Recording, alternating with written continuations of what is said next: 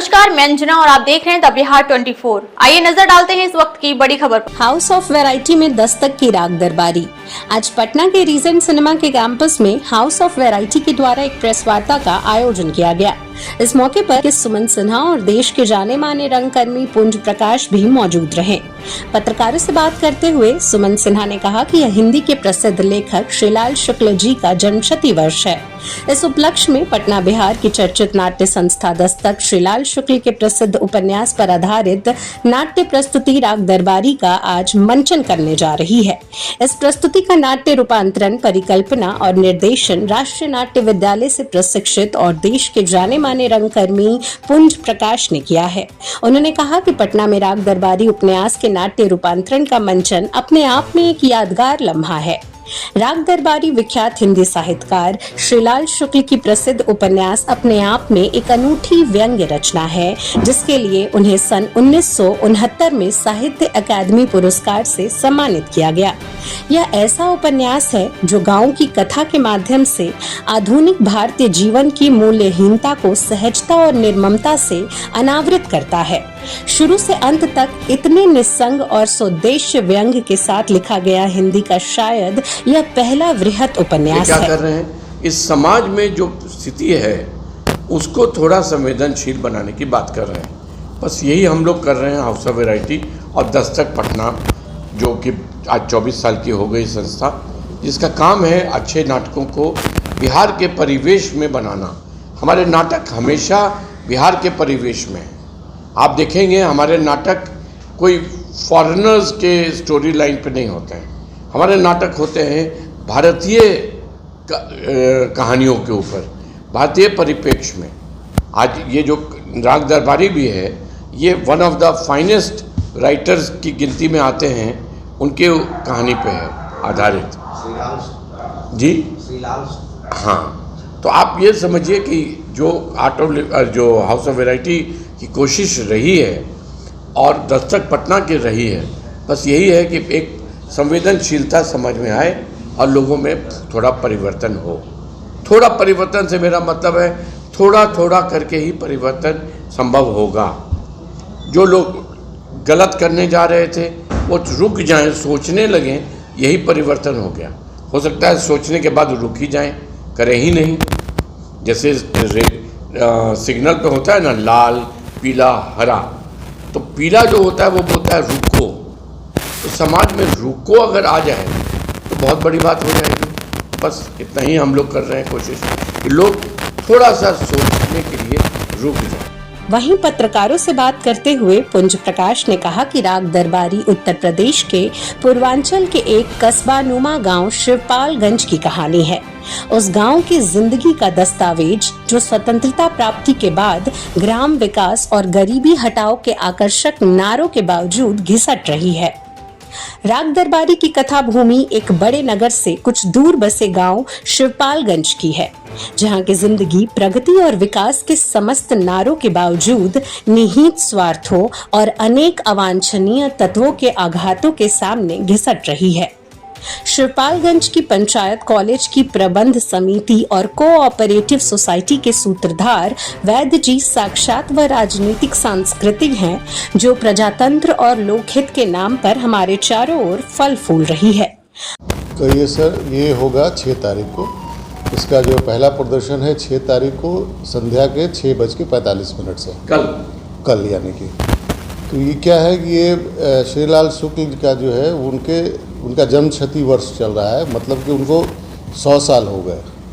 तो ये नाटक जो है उन्हीं के उपन्यास पर आधारित है, जो बहुत फेमस नाटक है, और एक श्रद्धांजलि के रूप में, मतलब श्रीलाल शुक्ल इतने बड़े लेखक हैं हिंदुस्तान के, हम लोग उनको एक श्रद्धांजलि के रूप में पूरा 1 महीना जो है, मतलब कल से शुरू होगा, उसके बाद हर वीकेंड जो है, हर संडे सैटरडे ये इसका शो चलता रहेगा। तो मतलब एक पूरा 1 महीना ये राग दरबारी और श्रीलाल शुक्ल के नाम है हाउस ऑफ वैरायटी में ये चलता रहेगा। इसका निर्देशन किन्होंने किया और आर्टिस्ट केवल बिहार के हैं कि बाहर के भी आर्टिस्ट हैं? नहीं, ये इसका निर्देशन मैंने किया है। मेरा नाम पुंज प्रकाश है और मैं पिछले करीब 3 दशक से पटना में रह के काम कर रहा हूँ और मैं प्रशिक्षित भी हूँ राष्ट्रीय नाट्य विद्यालय से। जितने भी आर्टिस्ट हैं वो सब बिहार के ही हैं, पटना के हैं, पटना के अलग अलग गांव से हैं। और अच्छी बात यह है कि इसमें से 100% सब नए आर्टिस्ट हैं। मतलब तो नए आर्टिस्ट को जो गढ़ने और उसको एक मुकाम तक पहुंचने में उसकी मदद करने का काम भी हम लोग करते हैं। तो और मुश्किल होता है नए लोगों के साथ काम करना, लेकिन आसान भी है, क्योंकि नए लोगों को आप जो कहिए, जिधर कहिए वो उधर चलते हैं। पुराने लोग थोड़ा इधर जैसे बोलिए वैसे करने में उनको थोड़ी परेशानी होती है, लेकिन नए लोगों के साथ काम करने का यही मज़ा है कि वो कभी प्रोसेस पे शक नहीं करते और वो टाइम लगाते हैं, अपना जितना टाइम मांगिए टाइम देंगे। तो सब नए हैं और सब बिहार के हैं। सर, क्या ये श्रीलाल शुक्ल के जो जयंती है उस पर मना रहे हैं कि समाज को इस नाटक के थ्रू बताना नहीं चाहते? लेकिन पहली बात तो ये है कि ये कितना बड़ा लेखक है, हिंदी के इतने बड़े लेखक हैं, और हम नाटक करने वाले लोग हैं, और हम एक जगह चलाने वाले लोग हैं, हाउस ऑफ वैरायटी चलाने वाले लोग हैं। तो हम उनको कैसे याद कर सकते हैं? तो ये गायक गाना गा के याद करेगा, एक डांसर डांस करके याद करेगा। हम नाटक करते हैं तो नाटक करके उनको याद करेंगे।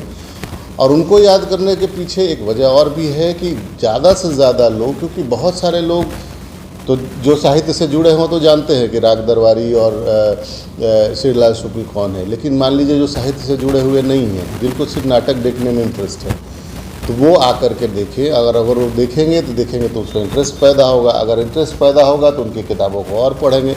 एक तरह से कह सकते हैं कि समाज को उनके साहित्य से परिचय कराने, श्रीलाल शुक्ल से परिचय कराने की ये कोशिश है ये नाटक।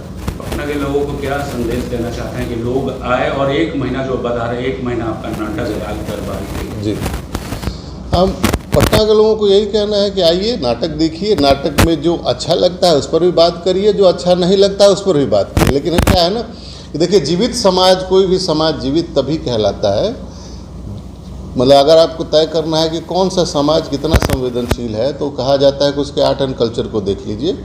कल्चर में मतलब रहना सहना, खाना पीना, बोलना चालना, ये सब होता है। तो एक सभ्य समाज जो है उसके अंदर है कि उसमें आर्ट एंड कल्चर बहुत आगे रहता है, और असभ्य समाज का मतलब इतना है कि आर्ट उसमें सेलिब्रेशन सिर्फ ज़्यादा रहेगा, हल्ला ज़्यादा करेगा।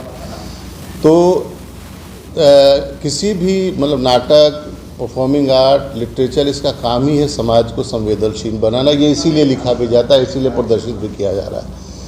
तो समाज अगर संवेदनशील है तो थोड़ा और संवेदनशील हो, देखे, पढ़े, सुने। सही और गलत के बीच का जो फासला होता है वो जब हम देखते हैं तो और ज़्यादा हमको समझ में आता है, पढ़ने के बजाय जो है देखने में। तो हम कोशिश कर रहे हैं कि हम लोग आएँ, बैठे, एक दूसरे से बातचीत करें। कुछ अगर हमारे अंदर गलतियाँ हैं तो वो ठीक करें, जो उनके अंदर गलतियाँ हैं वो हम ठीक करें।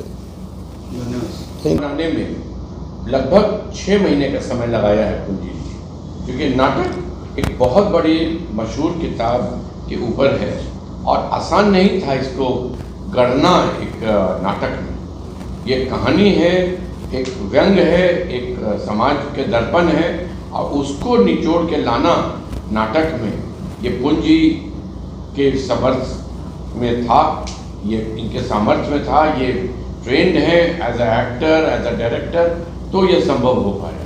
लेकिन आम तौर पे जो नाटक होते हैं, इसको महीना 15 दिन किया और नाटक दिखा दिया, हो गया, वो नहीं। पूंजी एक समर्पित कलाकार रहे हैं और 6 महीना लगा के इन्होंने ये नाटक तैयार किया है। जब आप ये नाटक देखेंगे तो आप देखेंगे कि इसके 6 महीने के पीछे कितना लगन, कितना प्रयास, कितना संकल्प, कितना त्याग है। इनके बच्चों का आप सोचिए, सब कितना मतलब भाव। आज ही 6 घंटे रिहर्सल करके, 6 घंटे रिहर्सल एक दिन हो रहा है। बच्चों का भी आप सोचिए कि कितना लगन होगा, कितना संकल्प होगा, कितना त्याग होगा।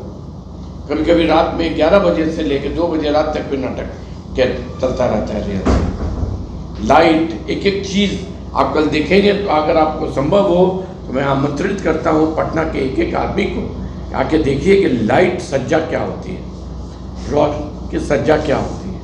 थिएटर आपने देखा होगा, फ्लैट लाइट जला हुआ है जैसे यहाँ। जब आप नाटक देखेंगे राग दरबारी तो एक एक कोना आपको जीवित दिखेगा। दूसरा है कि हम लोग ये इमेज, मतलब जो बिहार के बारे में जो इमेज है ना, हमारे अंदर भी और बाहर भी, बिहार ऐसा नहीं है, हम सब जानते हैं, वैसा नहीं है। तो हम ये बताना चाहते हैं कि बिहार के आर्ट एंड कला, बिहार के कलाकार वो मुंबई जाने के बाद ही अच्छे नहीं होते, बिहार में भी हैं और अच्छे ही हैं वो। दरअसल हमको उनको देखना है सर।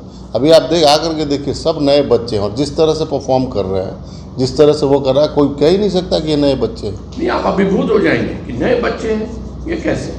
मतलब प्रतिभा की कमी नहीं है यहाँ, किसी भी क्षेत्र में प्रतिभा की कमी नहीं है। सिर्फ है कि उसको अगर बिहारियों को जो है बिहार में अगर फिल्म मिल जाए, बिहार में अगर उनको काम करने की वो मिल जाए, कहीं जाने को जाएंगे ही नहीं। आपको बता दें कि 6 जुलाई 2025 संध्या 6:45 पर इस नाटक का प्रथम प्रदर्शन होगा। उसके बाद हर वीकेंड अर्थात 12, 13, 19, 20, 26 और 27 जुलाई 2025 को रोजाना संध्या 6:45 में इस नाटक का मंचन देखा जा सकता है। इस नाटक के टिकट बुक माई शो और हाउस ऑफ वैरायटी पटना के टिकट काउंटर पर उपलब्ध है और टिकट का दर 100 रुपए प्रति टिकट है। शहर के 2 दर्जन युवा अभिनेताओं के अभिनय से सुसज्जित दस्तक पटना के इस भव्य प्रस्तुति की प्रकाश परिकल्पना विदुषी रत्नम तथा गति संचालन प्रिंस सूर्यवंशी ने किया है। अब तक के लिए बस इतना ही, फिर मिलते हैं एक ऐसी ही बड़ी खबर के साथ। तब तक के लिए नमस्कार और देखते रहिए द बिहार 24।